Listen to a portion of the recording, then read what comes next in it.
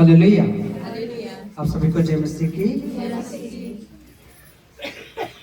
आइए हम वचन में जाने से पहले अपनी आंखों को बंद करेंगे और प्रार्थना करेंगे। परमेश्वर जो भी बातें कहना चाहते हैं हमारे दिल में वो अच्छे तरीके से बैठ जाए और हम उसके वचन के अनुसार अपने जीवन को चलाएं। धन्यवाद प्रिय परमेश्वर। हालेलुया। जैसा कि हम सभी को पता है कि हम साल के आखिरी महीने में है और ये साल का आखिरी संडे है और परमेश्वर का धन्यवाद करते हैं सच में कि उसने अपनी दया से, अपने अनुग्रह से, अपने प्रेम से हम सबको जीवित रखा, सुरक्षित रखा और हमारे हर एक घटी कमी को पूरा किया। और सच में हम अगर महसूस करें और गौर करें उन पिछले दिनों की बातों में तो परमेश्वर हमारे साथ था। हमारी हर एक जो परिस्थिति थी, जो तकलीफें थी, उनको क्या है आनंद में बदल दिया। हम देखते हैं कि पीछे बीता हुआ साल जा रहा है ना, और कुछ जीत थे उसमें, कुछ हार थे, कुछ आंसू थे, कुछ मुस्कान थी, है ना। अब आगे नया साल है जिसे हमने अभी देखा नहीं, लेकिन परमेश्वर से पहले से ही जानता है। हालेलुया। शब्द है क्या है?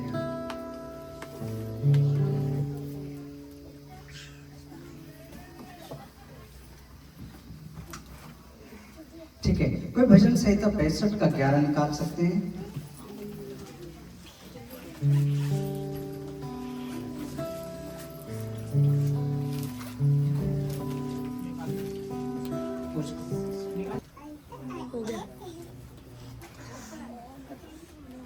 भजन संहिता 65 का 11 निकाल लिया सबने? तो कोई एक जन तेज से पीछे पढ़ दे। तनिषा पीछे आप पढ़ दें। 11। हाँ जी। अपनी भलाई से भरे हुए वर्ष पर तूने मानो मुकुट रख दिया है। तेरे मार्गों में उत्तम उत्तम पदार्थ पाए जाते हैं। आमीन। हालेलुया। है ना। भजन संहिता 65 का 11 क्या कहता है? तू वर्ष को अपनी भलाई से क्या करता है? मुकुट पहनाता है। जब हम नए साल में प्रवेश करते हैं, है ना, जब हम नए साल में कदम रखते हैं तो हम ये नहीं जानते कि वो साल कैसा होने वाला है ना। और हम ये विचार भी नहीं करते और हर बार हम कामना करते हैं, हर बार हम लोगों को बधाई देते हैं, संदेश देते हैं कि मुबारक हो, मुबारक हो, मुबारक हो, है ना। और लेकिन हम देखते हैं उसमें सच्चाई कितनी है। जब हम उस नए साल में प्रवेश करते हैं तो हमारे जीवन में बहुत सारी चुनौतियां हमारे सामने होती है, कठिनाइयां, परेशानियां, तकलीफ। आवाज नहीं आ रही है ना। वहां पे इंतजार कर रहा होता है। बस ये हमें विचार करने की जरूरत है, सोचने की जरूरत है कि अपने अंदर ये सवाल करने की जरूरत है कि हम इस आने वाले साल में कैसे होंगे।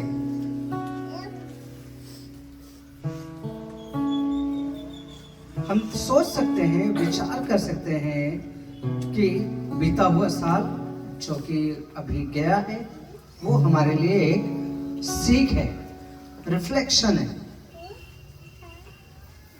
हमारे आगे क्या है? एक एक्सपीरियंस था जो हमारे जीवन में घटी, जो हमारे जीवन में परिस्थितियां हैं, जो हमारे जीवन में मुसीबतें हैं, जो हमारे जीवन में तकलीफें हैं। हमारा चाल चलन कैसा था, हमारा व्यवहार कैसा था, हमारी बोल चाल कैसी थी। ये क्या है? एक ईमानदारी रूप से हमें नए साल में आने से पहले पूछना चाहिए, क्या मैं आत्मिक रूप में बढ़ा? क्या मेरा प्रार्थना जीवन मजबूत हुआ? क्या मैंने प्रभु की सेवा में फुर्ती दिखाई? क्या मैंने परमेश्वर पर भरोसा रखा या डर में जिया? या बीमारियों के आगे घुटने टेके, या परिस्थितियों के आगे मैंने घुटने टेके? ये सवाल हमें क्या है अपने आप से पूछना चाहिए।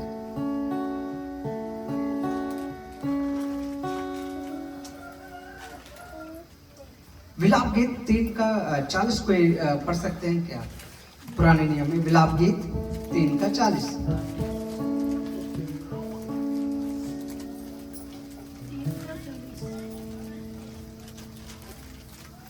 हम अपने चाल चलन को ध्यान से परखे और यहोवा की ओर फिरें। हमें हालेलुया। लेकिन आगे से बाइबल पढ़ा करें, फोन से नहीं। यहाँ पे क्या है, हमें विचार करने की जरूरत है, अपने चाल चलन को जांचने की जरूरत है कि क्या मैं सचमुच परमेश्वर की ओर फिरा, क्या मैं परमेश्वर के नजदीक गया। परमेश्वर ने तो सचमुच हमारी हर एक परिस्थिति को ठीक किया, हमारी हर एक तकलीफ को ठीक किया, हमारी हर एक जरूरतों को पूरा किया, हमारी हर एक बीमारी को चंगा किया है। क्या मैं उसके करीब गया? क्या मैं आत्मिक रूप में बढ़ा? क्या मेरा प्रार्थना जीवन मजबूत हुआ? क्या मैंने सेवा में, प्रभु की सेवा में फुर्ती दिखाई? ये हमें विचार करने की जरूरत है, हमें सोचने की जरूरत है ना।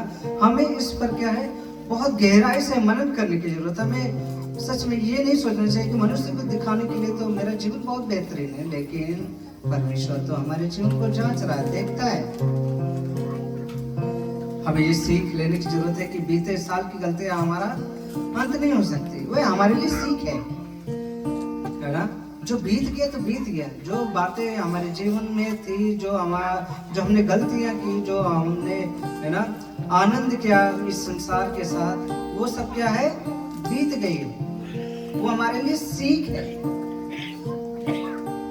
हमारे लिए क्या है, सीख है, चुनौती है, चैलेंज है कि हम उससे सीख के नए साल में जब हम प्रवेश करें तो नए तरीके से अपने जीवन को चलाएं, परमेश्वर के साथ हम करीब में, नजदीकता में बढ़े। तो सच में मेरे प्रियो, नया साल एक चुनौती है ना, चैलेंज लेके आया है ना, और ये आत्मिक चुनौती होनी चाहिए। इफिसियों 5 का 15 और 16 को ही पढ़ दे। इफिसियों 5 का 15 और 16।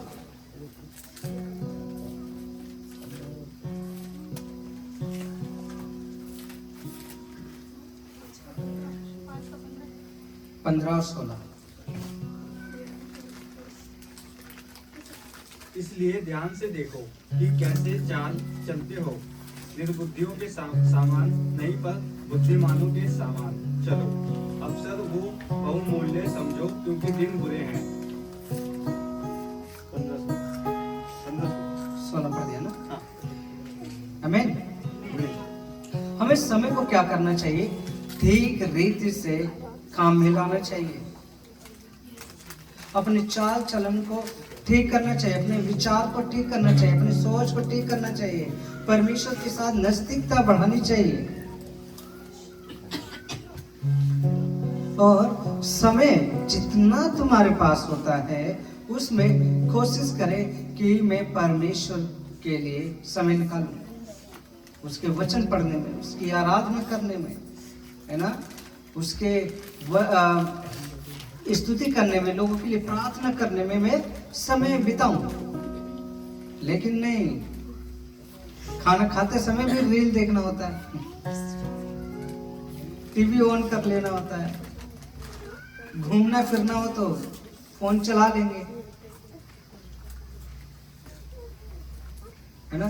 फालतू की चीजों में हम क्या है, ज्यादा समय बिताते हैं, लेकिन परमेश्वर के लिए समय बिल्कुल भी नहीं देते। और फिर जब हमारे जीवन में ऐसी परिस्थिति आती है तो फिर हम दुआएं देते हैं परमेश्वर को, और कई बार जब पूरा नहीं होता है तो फिर क्या है, हम कुड़कुड़ाने लगते हैं और कहते हैं अरे परमेश्वर ने मेरी नहीं सुनी। इसलिए मेरे प्रियो, समय को क्या करना है, बहुमूल्य समझना है, कीमती समझना है, क्योंकि दिन बुरे हैं। आप नहीं जानते कि कौन सी परिस्थिति, कौन सी बीमारी, कौन सी तकलीफ, कौन सी चिंता आपके सामना करने के लिए तैयार खड़े हैं। और जब आप प्रभु के साथ मगन होंगे, उसके वचन में मजबूत होंगे, उसके साथ आराधना में मजबूत होंगे, सच में आप हर एक परिस्थिति, हर एक तकलीफ, हर एक मुसीबत का सामना बड़ी आसानी से कर लेंगे।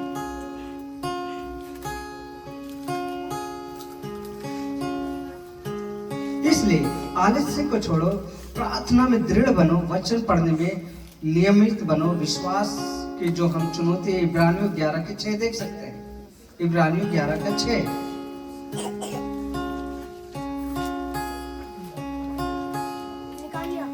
पढ़िए बंद। क्योंकि प्रभु जिससे प्रेम करता है उसकी ताड़ना भी करता है, और जिसे पुत्र बना लेता है उसको कोड़े भी लगाता है। आमीन। इब्रानियों 6:11। हाँ, 11:6। हाँ जी। और विश्वास बिना उसे प्रसन्न करना अनहोना है, क्योंकि परमेश्वर के पास आने वाले को विश्वास करना चाहिए कि वह है और अपने खोजने वालों को प्रतिफल देता है। आमीन, हालेलुया। मैंने क्या बोला कि हमें उसके साथ जुड़ना होगा, उसके वचन को पढ़ना होगा, उसके गीत को गुनगुनाना होगा, उसके साथ हमें समय को बिताना होगा। तभी क्या है, वो प्रभु हमारी हर एक बातों को वो क्या है दूर करेगा, हमारी हर एक तकलीफों को दूर करेगा, हमारी हर एक परिस्थिति को दूर करेगा, हमारी हर एक बीमारी को दूर करेगा। और ये तभी होगा जब आप उस पर विश्वास को करेंगे। जब आप विश्वास ही नहीं करते परमेश्वर कौन है, क्या है, और सिर्फ उसे मतलब के लिए इस्तेमाल करते हैं, तो फिर आपके लिए वो थोड़े समय के लिए होगा, लेकिन बाकी समय के लिए नहीं होगा। मेरे प्रिय, है ना, आपको चुनौती लेना है कि मैं संसार को खुश रखूं या परमेश्वर को खुश रखूं। हालेलुया, है ना। और जैसे 2026 आने वाला है ना, और इस वर्ष में हमें क्या है, डर में नहीं विश्वास में जीना है, आलस में नहीं विश्वास में मजबूत होना है, चिंता में नहीं, फिक्र में नहीं, है ना, और बीमारी में नहीं, परंतु क्या है, उसके ऊपर दृढ़ विश्वास के साथ, उसके वचन के अनुसार, उसमें मजबूती से बढ़ने के अनुसार अपने जीवन को डालना है। नहीं तो फिर नया साल आएगा, आपके जीवन में तकलीफें होंगी, परेशानियां होंगी, है ना, चुनौतियां होंगी, दुख होगा, बीमारियां होंगी, लेकिन फिर आपको कैसे निकलना है वो रास्ता नजर नहीं आएगा। हालेलुया। इसलिए पहले क्या, सेवा की चुनौती में यहोशू 24:15, पुराने नियम में यहोशू 24:15।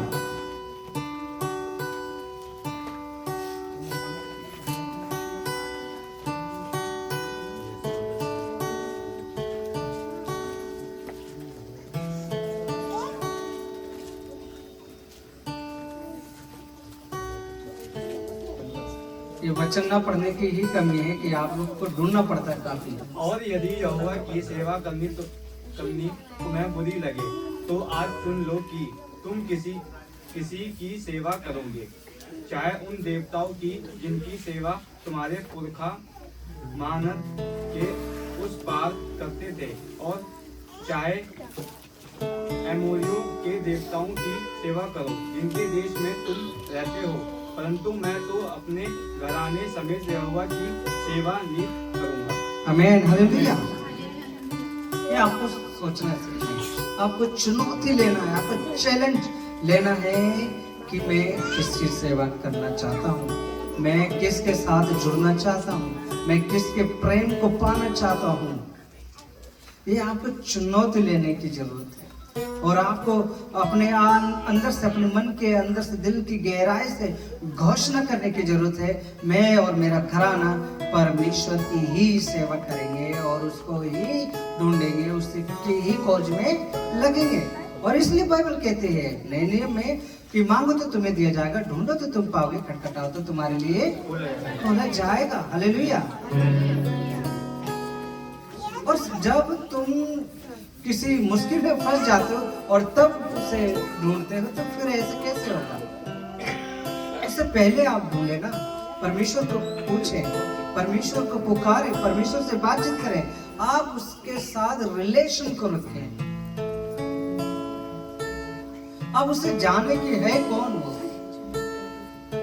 और ये तभी जान पाएंगे जब आप उसके वचनों को पढ़ेंगे। किसी व्यक्ति के बारे में अगर हम जानना हो, है ना, अगर चलते फिरते ऐसे कोई व्यक्ति चल रहा हो, क्या हम उसके बारे में बता सकते हैं? नहीं बता सकते। जब तक उसके साथ हम समय ना बिताए, जब तक हम उसके साथ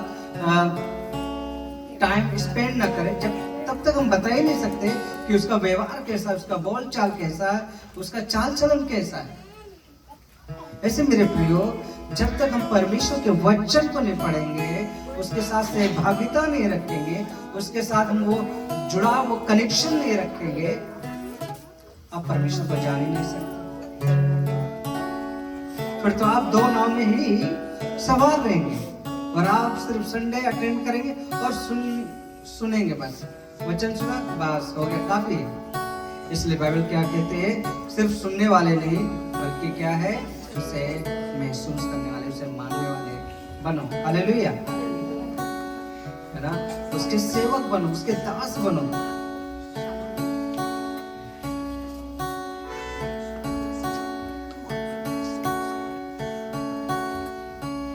तीसरा पॉइंट हम देखने जा रहे हैं, जिसमें नया साल एक उत्साह, एक इंक्रीजमेंट होना चाहिए हमारे जीवन में, एक चैलेंज होना चाहिए हमारे जीवन में।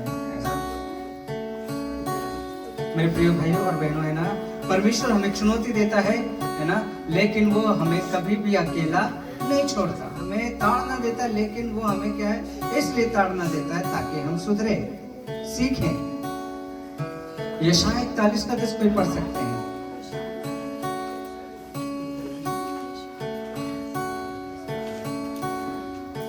यशायाह 41:10।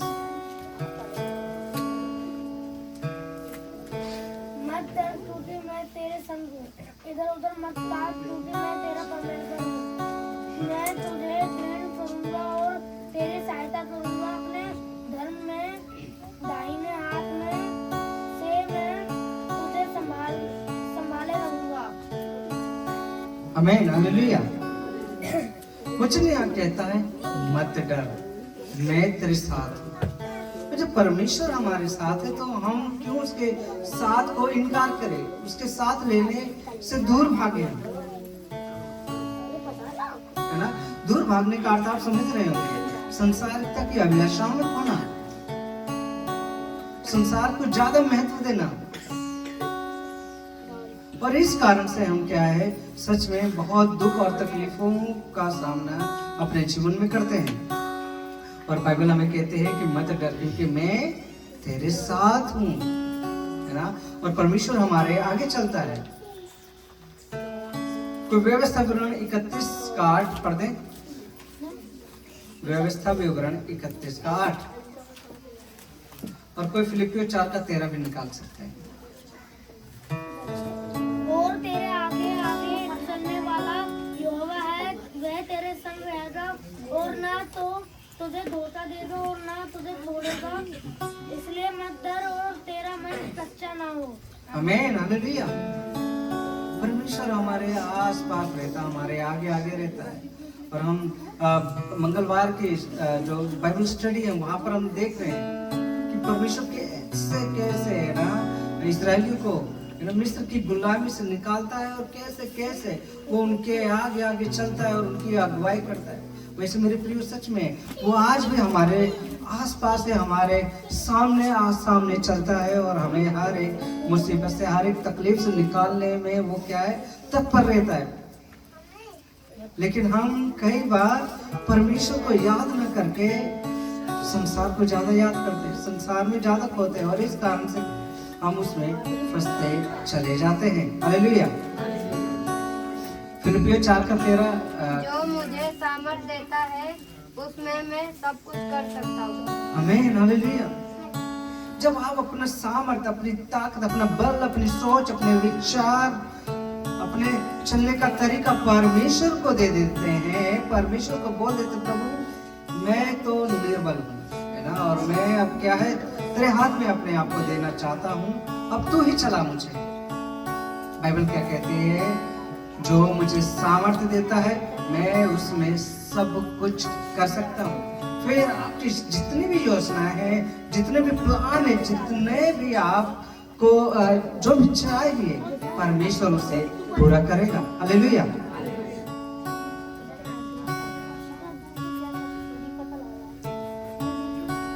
और हमें विचार करने की जरूरत है, हमें सोचने की जरूरत है कि जो नया साल है वो खाली नहीं है, वह परमेश्वर की प्रतिज्ञाओं से भरा है हम सबके लिए। और हमें भी क्या है, ये विचार कर लेना चाहिए कि मैं परमेश्वर के साथ अब मजबूती से जुड़ूंगा, उसमें क्या आत्मिकता से बढ़ूंगा, उसके साथ में आराधना करने में आगे बढ़ूंगा। और अब आपके लिए एक चैलेंज, चुनौती, कार्तिक, है ना, इस नए साल, आने वाले नए साल में आपको क्या है, न्यू कमिटमेंट करना चाहिए, नया समर्पण करना चाहिए। और आज सच में प्रभु आपसे पूछता है, क्या तुम इस नए साल में मुझे पहला स्थान दोगे? परमेश्वर फिर से पूछता है, क्या तुम पुराने पापों को छोड़ोगे? क्या तुम टूटे रिश्तों को सुधारोगे? क्या तुम मेरे लिए हमेशा उपलब्ध रहोगे, अवेलेबल रहोगे? ये परमेश्वर आपसे पूछना चाहता है, आपको एक नया चैलेंज देना चाहता है, चुनौती देना चाहता है।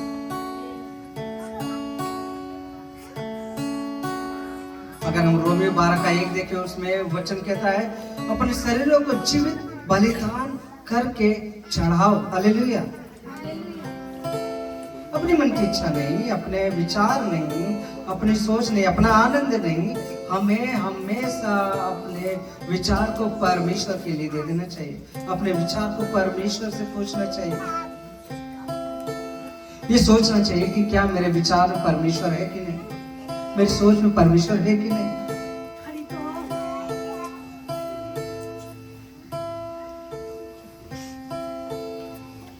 और हम देख सकते हैं कि जब नया साल आता है तो कई लोग तैयारियां करते हैं, बहुत प्रकार की तैयारी करते हैं, और कई लोग तो चैलेंज लेते हैं अपने आप से कि मैं आने वाले साल में ऐसा ऐसा करूंगा। है कोई कहता कि मैं कमजोर हूं, मैं बॉडी बनाऊंगा। कोई कहता है मुझे म्यूजिक सीखना है, मैं म्यूजिक सीखूंगा साल में, है ना। इस तरह की बहुत सारी चुनौतियां लेते, बहुत सारी प्लान बनाते, योजना बनाते, अपने आप से दृढ़ संकल्प लेते हैं, है ना। और हम देखते हैं कि जब नया साल आता है तो केवल कैलेंडर नहीं बदलता, जीवन बदलने का अवसर भी देता है। हालेलुया।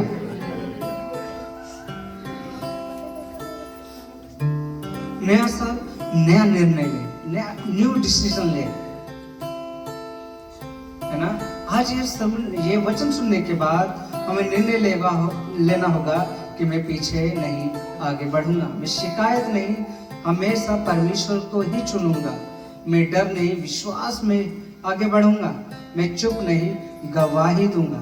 हालेलुया। क्योंकि नीति वचन 16:3 में इस प्रकार लिखा, अपने काम को यहोवा पर छोड़ दे। हालेलुया।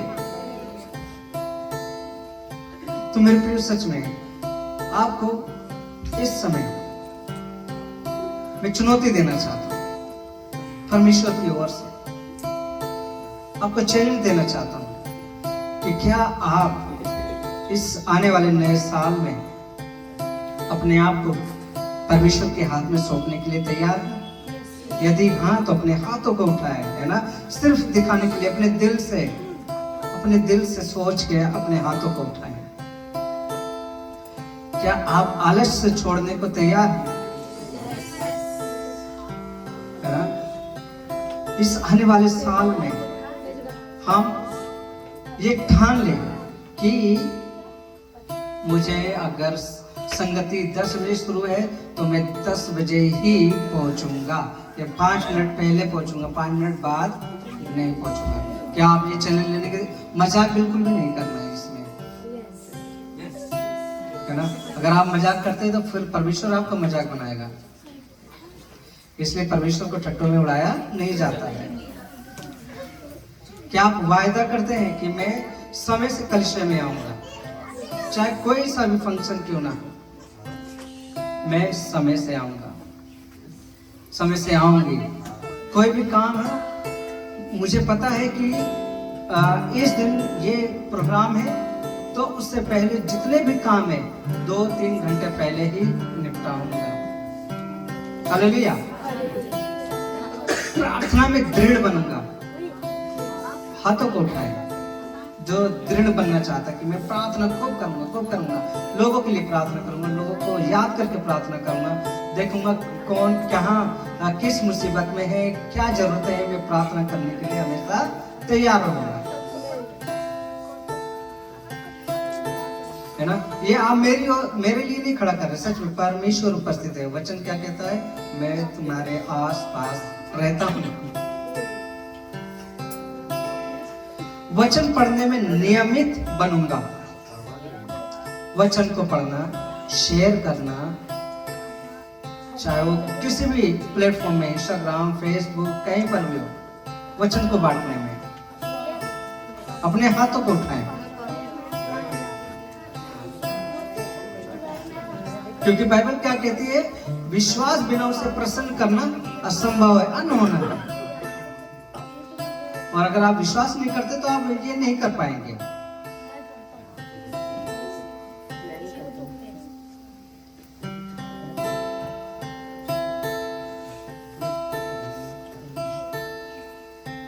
आप अपने हाथों को उठाएं कि क्या आप नए साल में परमेश्वर को पहला स्थान देंगे?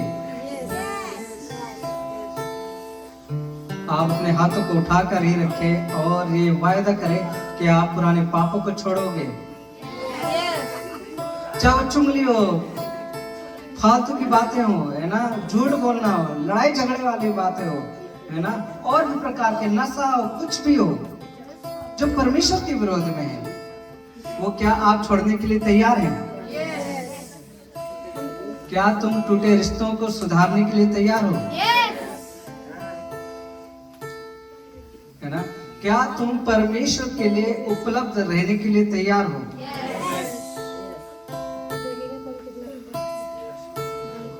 अब हाथों को आप नीचे रख सकते हैं। ये आपने मुझसे नहीं किया ना, परमेश्वर के सामने वायदा किया है ना?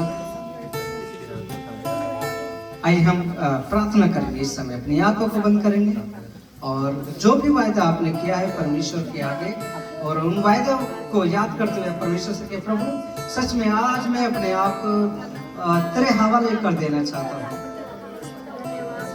मैं अपने विचार, अपनी सोच को भी मैं तेरे हवाले कर देता हूँ। मैं अब से वचन पढ़ने में आगे रहूंगा, प्रार्थना करने में आगे रहूंगा, जितने भी रिश्ते टूटे हैं उन रिश्तों को मजबूत करूंगा। आज से चुगली, झूठ, लड़ाई झगड़े, वे विचार, नशा, ये सब मैं आज छोड़ने की मैं घोषणा करता हूँ यीशु मसीह के नाम से। जो भी जुआ है, जो भी सट्टा है, सब कुछ यीशु मसीह के नाम से मैं छोड़ने के लिए तैयार हूँ। ओ हालेलुया, हालेलुया। यीशु राजा के पवित्र चरणों में आते हैं। प्रिय परमेश्वर खुदा, सच में आप महान स्तर से ईमान खुदा, आप प्रिय प्रभु सच में अपने दया से हमें इन वचनों को दिया खुदा, और प्रिय प्रभु ये चैलेंज दिया हमें खुदा, इन बातों के लिए हम धन्यवाद देते हैं प्रिय परमेश्वर खुदा। प्रिय प्रभु सच में आपके दया, आपका अनुग्रह प्रभु महान है प्रिय परमेश्वर खुदा, और सच में हम आपके प्रेम को पिता और भी गहराई से महसूस करेंगे इस आने वाले साल में खुदा। हम आपके और करीब आएंगे प्रिय परमेश्वर, हम वायदा करते हैं प्रिय प्रभु, और हम सब ने वायदा किया है खुदा, और पिता अब पीछे नहीं मुड़ना है खुदा, और हमें हमेशा हमेशा नया बनते जाना है खुदा। हाँ प्रिय प्रभु जी, हमारे जीवन में मुसीबतें आएंगी, तकलीफें आएंगी, बीमारी आएंगी, परिस्थितियां आएंगी, लेकिन मुझे पता है मेरा परमेश्वर मेरे साथ है।